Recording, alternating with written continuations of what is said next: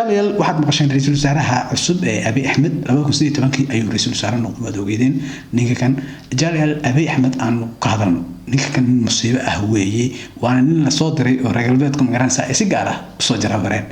أبي أحمد جاليال وأنا بروتستان ومسيحي وأنا بروتستان ومقرن ساي مذهب كبروتستان كما جرى ودنكاس إثيوبيا أو سيد أكتين بمسيحيين إثيوبيا كنا أردن وأرثوذكس ولا بقوميات أدوكتين قوميات دان مقرن ساي أمحارة يتكرهها ومركا أيها وبدن طبعا مقرن ساي قوميات كلا مقرن ساي مسيحي لويجرين محيستان وحيستان أرثوذكس مذهب كليره ومقرن ساي أرثوذكس كسيستان لكن أبي أحمد وانين مقرن ساي بروتستان marka wax la yaab kale meesha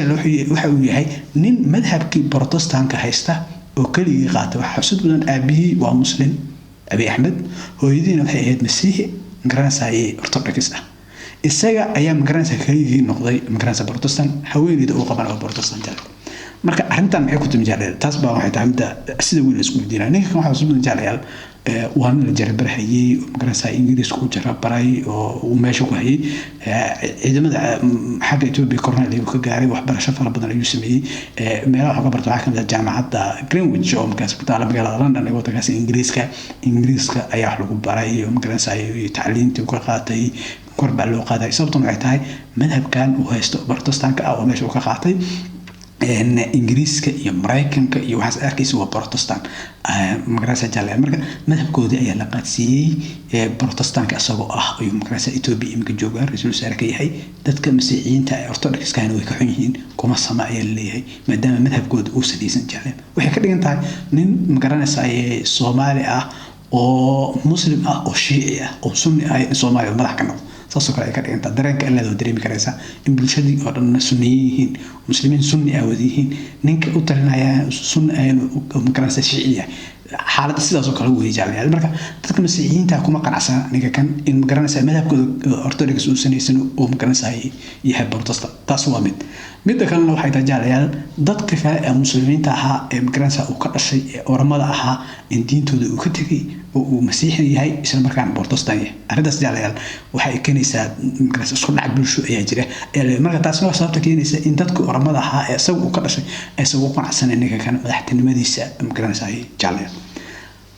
jaalaya halkaas markaan joogno waxa garan karaysaa Ingiriiska iyo Mareykanka oo aragteen iyo dad fara badan daldalay oo leeyahay waxa loo tababarayaa dhalinyaradan hoggaanka Afrika ay leeyahay aragtaan Mareykanka oo qaarkood xataa kuwa Soomaaliya Mareykanka tagay aragteen filay oo leeyahay waxa loo tababarayaa hoggaaminta Afrika fiid dadkaas hoggaaminta Afrika la barayo hada jeer wax isku dayaan inay magaranaysaa madaahibtooda kala dhiciyaan oo magaranaysaa tusaale ahaan qofka masiixiga hada jeer wax laga dhaadhiciyaa madhabka soo haysta Catholic ama Orthodox wuxuu doon ahaade inta laga saaro madhabkooda Protestant-ka ay ka dhaadhiciyaan magaranaysaa Mareykanka markuu tago ama Ingiriiska uu tago inta badan koorsooyinkan hoggaaminta Afrika iyo waxaan arkays ayaa qabta jaalay dadka noocaas ayaa loo soo jawaabay hadduu muslim yahay oo uu diinta ka tagayn oo magaranaysaa diintiisa ku adag yahay waxa laga dhigaa diinta inuu ka tago xoogaa علماني يقولوا كسي دريه أو نوعا ما نوع لبد أحسن أفكارته وضن كاس على لوجو براهي سيد أمريكان كقانون كيس سيد وياهي هي لو قاعد عينها إنجليز ما شو تقول طبعا وأنا سكون إذا واحد بدكم كلا دوينا أرنتها ولا صوتها جال مركا وسياسة دي مقرنة سعي سياسة دي مقرنة سعي لو تجرب براهي أو نيرة أفريقيا تلاقي قاعد هجامين لها أيام مقرنة أفريقيا لو سوي لها كدب أيام مدح كون نقول هيا وكش دانيسان هيا مقرنة سعي وقلفوفت أي وحكاية هي مقرنة سكية قف صومالي أم إثيوبيان أم عرب أيوكي لكن جودها مطور كسارني هو مقرنة سعي سير قلبت كل فكرة هي أما ماشي الوسط ترى بري مقرنة سعي تبتو ذي وقاعدنا هيا أمريكا نقطة إنجليز نقطة جالية مركا وجودك لقاها أو مقرنة سعي سيد جرب برين مقرنة سعي يقول دياريين أبي أحمد كان وصورة قش oo bulshadiisii wax aysan haysan ayuu diin ahaan u haystaa uu hogaaminahay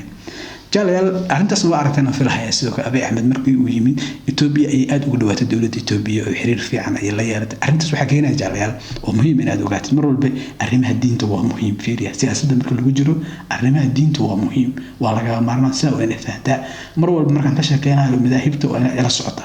ninka kan Ethiopiaanka ah Abi Ahmed مذهب البروتستانك أيوه تقاتل وحاسدنا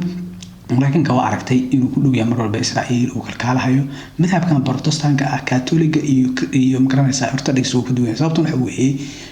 wuxuu aaminsan yahay sareynta magaranaysa Yuhuudu in magaranaysa ay sareyso inay qiiman badan tahay dadka nabiyada ka dhashay inay waxaas aad u aaminsan yahay marka aad u sareysiyaan in Yuhuuda la ilaaliyo iyo in la kaalmeeyo iyo waxay u arkaan muhiim masiixiga dhama magaranaysa Yuhuuda la dhacsan laakiin markii la joogo Protestant waa siyaad ayagu madahibtooda inay kamid tahay in la karaameeyo magaranaysa la qiimeeyo magaranaysa marka waana sababta Ethiopia imika igu soo dhawaatay dalkaasi Ethiopia jaalayaal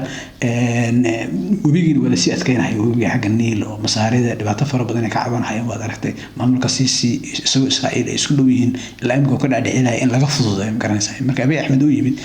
in badan ayaa laga qabtay jaalayaal webigii oo wala si adkeeyay webiga Niil magaranaysa boqolka milyan dadka ku dhow magaranaysa masaarida ay ku nool yihiin jaalayaal imika biyo la'aan bahaysa jaalayaal marka Abiy Ahmed waa ninka noocaas ah waa ninka la soo jarabaray waa ninka la soo diyaariyay marka caalamka iminka waxa la leeyahay reer galbeedka qaasatan Mareykanka iyo Ingiriiska mar walba siyaasadooda waa socota jaalayaal way isku banaan fiiriya Ingiriiska waxa hogaaminayay isaga wax wada dagaalka labadeed waxa dhacday in magaranaysa Mareykanka saxada loo baneeyay oo isagu uu qaatay marka dambe waa ilaa iminka isaga hoggaanka waa la socota Mareykanka marka afkaartoodii gadayeen jaalayaal oo فكركان ودمدي وجوبستي إنجليز كمذهب كان بروتستان كان مركه هو كفتي من جنس مرة البجاليين مركز نواسية كم وارث وحبحي كو مسلمين تهي ضدك كلا وهيست إسكرع وجار ودكتي مركز ولسي وهيستا مركز الدينية دو هذه مركز جنس خطرت الأولاد أبي أحمد مركز نكانوا عسوي وأنا لصوجر وأنا الدياري جاليا نمك كان مركز رجال بيتكو قاصة إنجليزو ونجت تجي سياسة أهم ومقرنس هاي جومستي ونجا قاضي لكن ولو نلجوجا ونمامون حياة ضد أنا كميدا ونجت ترسن ومقرنس قرصوف تاني له وصدني مقرنس ميدا هن يال يقاضي حياة دبدينا مقرنس حنوش علن حياة سجوا مقرنس هاي قرصوف تقولي ذكاء لكن مطور كسارني